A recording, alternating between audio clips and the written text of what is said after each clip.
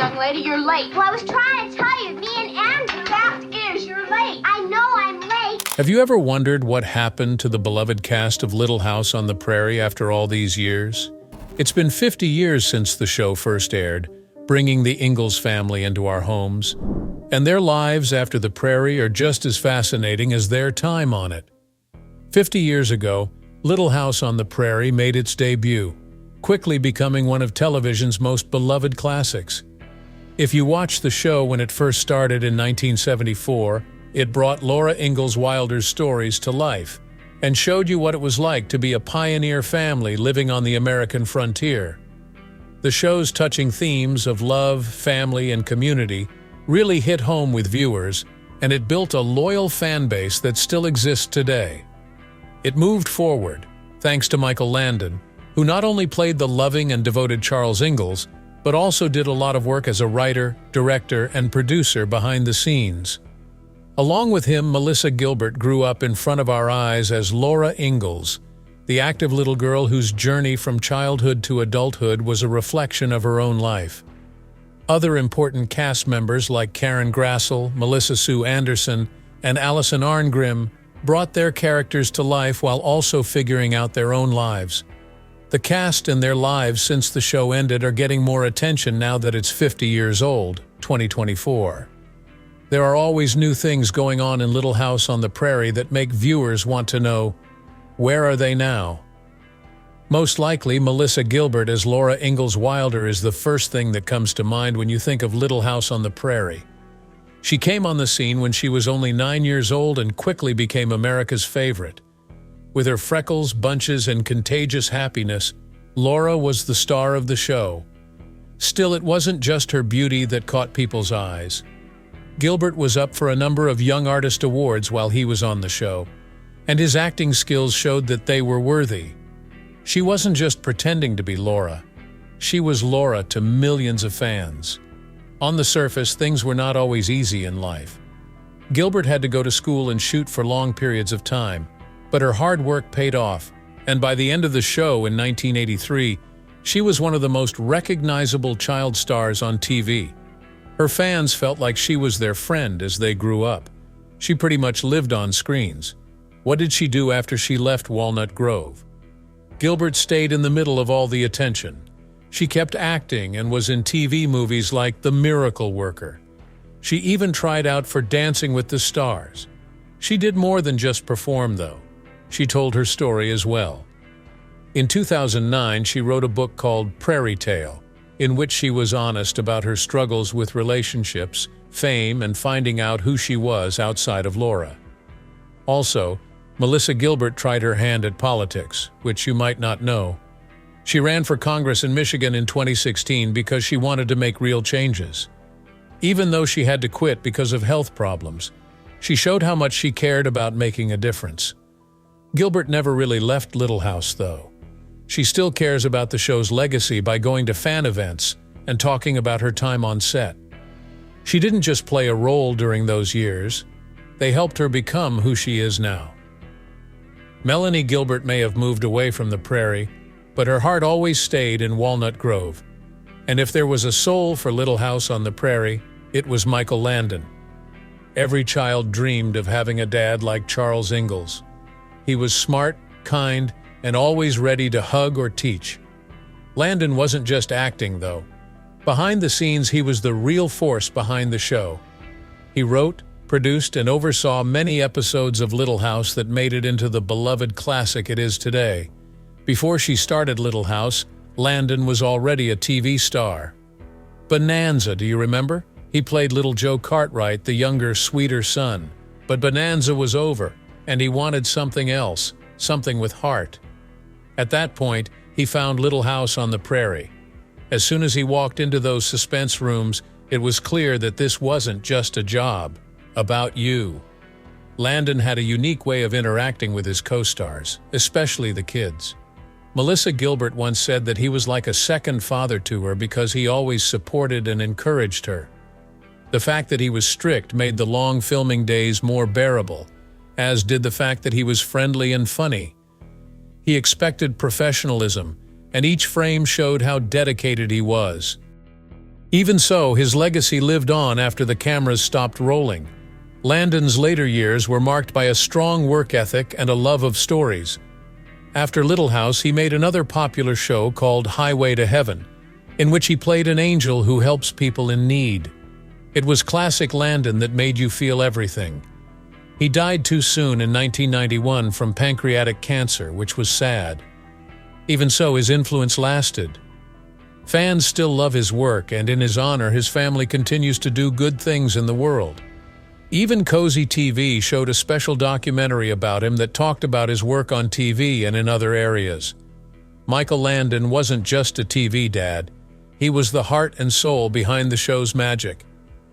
While Charles Ingalls was the show's moral compass, Caroline Ingalls was its heart. Karen Grassel brought warmth, grace, and quiet strength to the role of Ma, the nurturing matriarch who held the Ingalls family together. With her soft-spoken wisdom and unwavering love, she became a beloved figure in American homes. Before she joined Little House on the Prairie, Grassel had already done a lot of acting. It stood out that she had experience in theater because it gave her performances more depth. It was not easy to play Caroline. She had to be a good mother and show how hard life was on the frontier at the same time. But Grassel made it look easy, which made fans and co-stars admire her. But who's behind the lens? Things didn't always go well. Michael Landon and Grassel didn't always agree. She later said that she had trouble with pay disputes and that Landon's big personality made her feel less important. Even though there were problems, she stuck with the part because she knew how important Caroline was to viewers. Even after Little House ended, Grassel stayed in the public eye. She went back to live theater, which was her first love, and played parts in plays all over the country. She also made guest appearances on TV shows and in movies. But her most personal project came later in life. In 2021, she released her memoir, Bright Lights, Prairie Dust, where she opened up about her time on Little House, her struggles in Hollywood, and her personal journey.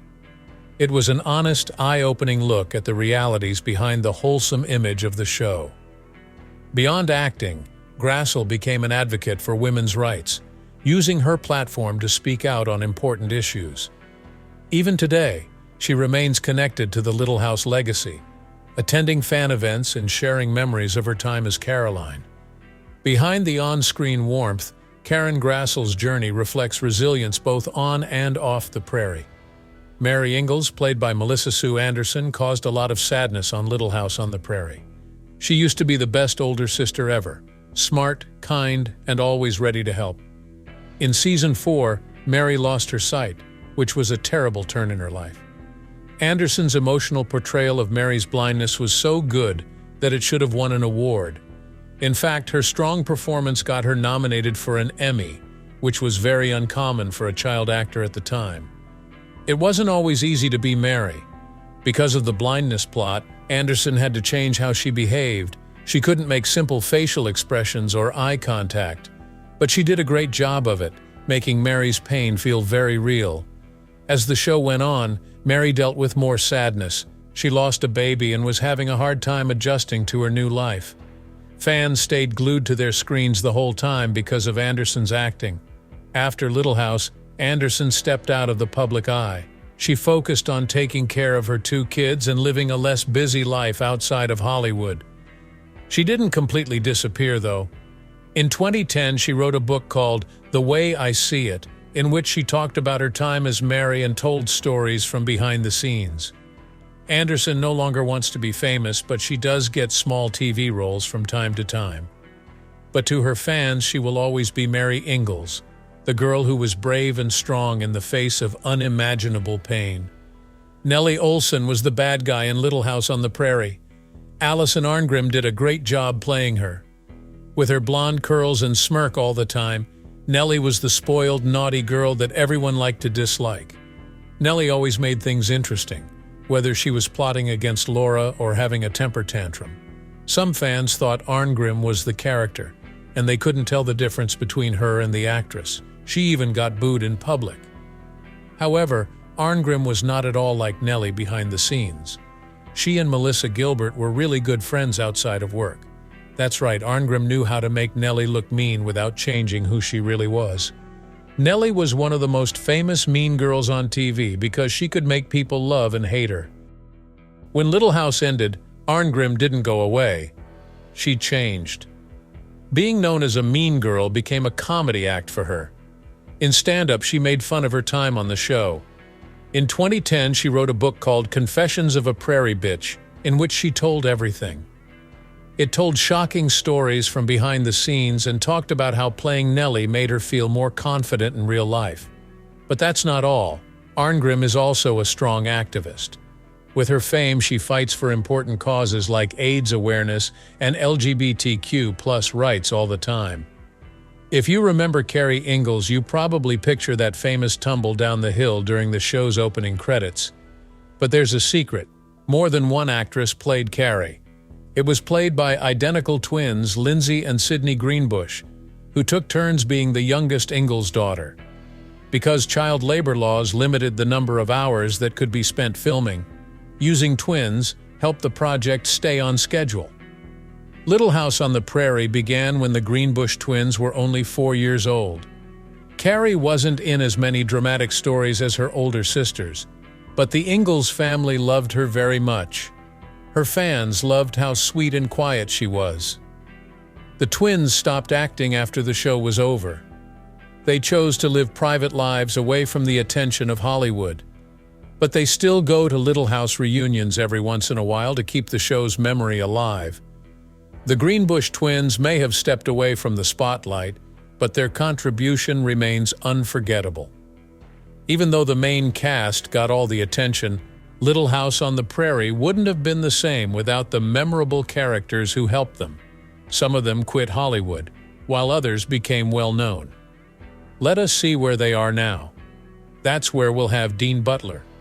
It was true for fans that Laura Ingalls fell in love with Almanzo Wilder when she grew up. Dean Butler joined the show in Season 6 and plays Laura's good-looking, hard-working husband. Their love story felt real because of how well he worked with Melissa Gilbert on screen. Almanzo wasn't just the main character's love interest, he also added humor, warmth, and a whole new branch to the Little House story. Butler didn't leave Little House behind when the show ended. He started making documentaries and made a number of specials about the show, such as the Little House phenomenon. He also does the voices for a lot of Little House documentaries, which keeps the story alive for new generations. Butler did work on TV shows like Buffy the Vampire Slayer and in a number of theater productions before Little House. Fans will always remember him as the man who made Laura fall in love with him. There has to be a bad guy in every show, and Catherine McGregor played one. She was rude, nosy, and always making trouble as Harriet Olsen. Everyone loved to hate Mrs. Olsen, whether she was talking about other people or being too nice to her daughter Nellie. On screen, McGregor was very different from who she was in real life. After Little House, she took a break from Hollywood to work on her spiritual life.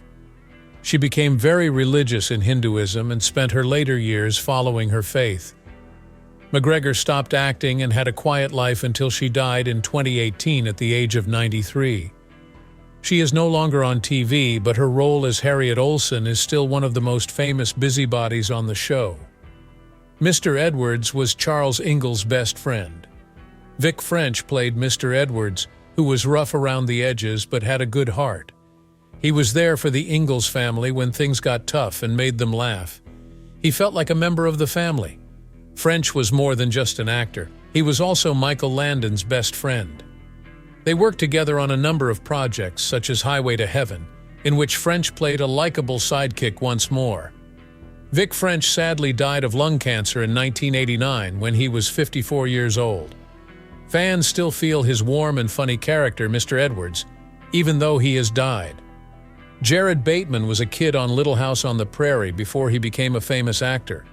He joined the cast in Season 7 as James Cooper Ingalls, an orphan adopted by the Ingalls family. Even at a young age, Bateman's talent was clear. He had charm and natural acting skills. After Little House, Bateman's career skyrocketed. Hit TV shows like Silver Spoons and The Hogan Family had him as a star. When he played a family man who laundered money in Ozark, That role became his biggest hit. The role earned him critical acclaim and several awards, proving he's come a long way from Walnut Grove. The supporting cast added depth to Walnut Grove. Some faded away, while others rose to stardom. Even after 5 decades, Little House on the Prairie still holds a special place in fans' hearts. The 50th anniversary celebrations honored the show's legacy, but not without a few bumps along the way. To mark the milestone, Cozy TV released an exclusive documentary called Loving Little House, the 50th anniversary celebration. It offered fans a behind-the-scenes look at the show's magic. Cast members shared never-before-heard stories, giving fans an intimate glimpse into life on set. The documentary also revealed secrets fans never knew, like how the famous opening scene with Carrie's tumble was an accident that made it into the final cut.